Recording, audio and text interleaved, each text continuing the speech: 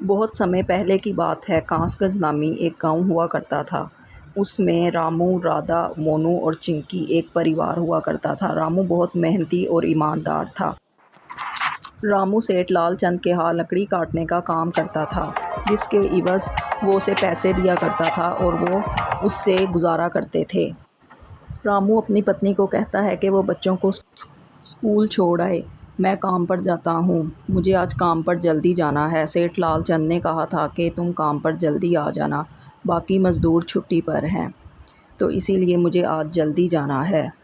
तो उसकी बीवी सुनकर ये कहती है, मैं बच्चों को स्कूल तो छोड़ आऊँगी, लेकिन मोनू और चिंकी के टीचर पिछले 2 दिन से स्कूल की फ़ीस मंगा रहे हैं, तो मैं कहाँ से दूँ फ़ीस? आप जो तनख्वाह लाते हैं उससे मुश्किल से तो घर चल पाता है। मैं फ़ीस कहाँ से दूँ? महंगाई इतनी बढ़ती जा रही है कि मैं आपको क्या बताऊँ।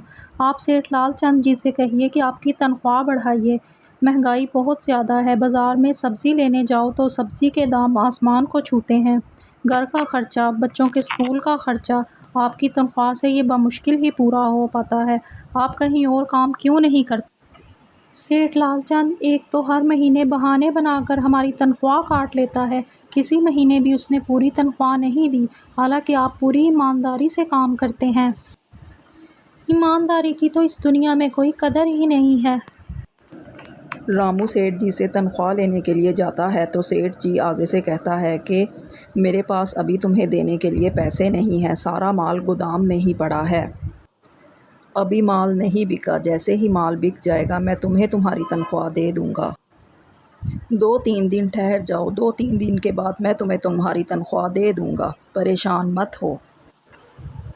रामू जाकर अपनी पत्नी को बताता है कि सेठ जी ने तनख्वाह नहीं दी, तो उसकी पत्नी कहती है कि ये सेठ जी तो कभी भी समय पर तनख्वाह नहीं देते, ये हर बार ऐसा ही करते हैं। 2 दिन बाद रामू को तनख्वाह मिल गई और वो घर आ गया। रामू घर जाकर अपनी पत्नी को बताता है कि सेठ जी ने बस इस बार 10,000 रुपये ही दिए हैं। ये सुनकर उसकी पत्नी कहती है कि 10,000 में हम क्या क्या करेंगे? 5,000 तो बच्चों की फ़ीस में ही निकल जाएगा, बकाया 5,000 से हम घर कैसे चलाएंगे? आप साथ में कोई और काम क्यों नहीं करते? ये सुनकर रामू काम की तलाश में बाज़ारों में जाता है, लेकिन उसे कहीं काम नहीं मिलता।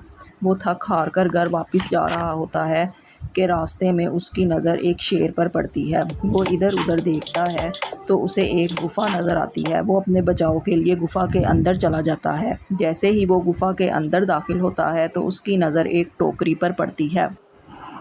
जैसे ही वो टोकरी को हाथ लगाने के लिए आगे बढ़ता है तो वहाँ एक जिन नमूदार होता है और रामू से कहता है कि तुम नेक दिल इंसान हो, इसलिए इस गुफ़ा में पहुँचे हो। ये जादुई टोकरी तुम अपने घर ले जाओ, तुम जो भी चीज़ इसमें डालोगे वो कई गुना ज़्यादा हो जाएगी।